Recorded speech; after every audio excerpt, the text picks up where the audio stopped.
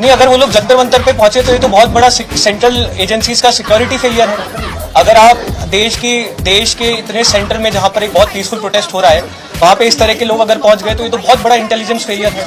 इस मामले में तो गृह मंत्री को अगर सफाई देनी चाहिए, तमाम सिक्योरिटी एजेंसीज को अगर सफाई देनी। अब सुना आपने इस कॉकरोच को? जब इस कॉकरोच को यह लग रहा है कि इसकी भीड़ में दिल्ली के सारे क्रिमिनल्स, रेपिस्ट, हत्यारे, चोर, डकैत सब शामिल थे, और यह भी अब जानकारी आ रही है कि पाकिस्तान की तरफ से भी इसमें आतंकवादियों को घुसाने की भी प्लानिंग चल रही है।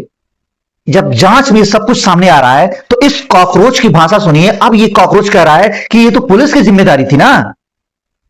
अब ये दूसरे कॉकरोच, इसके आका अभिजीत दीपके का यह बयान सुनिए।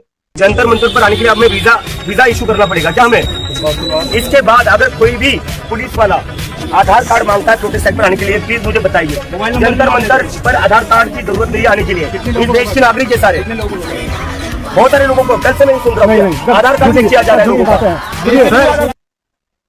अब अभिजीत दीपके को सुन रहे हैं आप? ये कह रहा है कि कैसे दिल्ली पुलिस आधार कार्ड चेक कर रही है। भाई, बिना आधार कार्ड के ही यहां पर लोग आएंगे, और बिना आधार कार्ड के जब वहां पर सारे क्रिमिनल्स और आतंकवादी भी घुस गए होते और कुछ हो गया होता तो अरे कॉकरोच, कुकुर मुत्ता फिर कौन जिम्मेदार होता?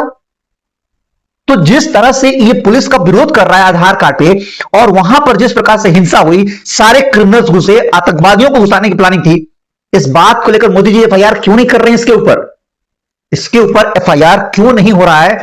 इसके ऊपर एफआईआर होना चाहिए, और इसको दिल्ली पुलिस के उन जवानों से एक बार मिलवाना चाहिए जिन दिल्ली पुलिस के जवानों को इसने पता नहीं क्या क्या कहा है।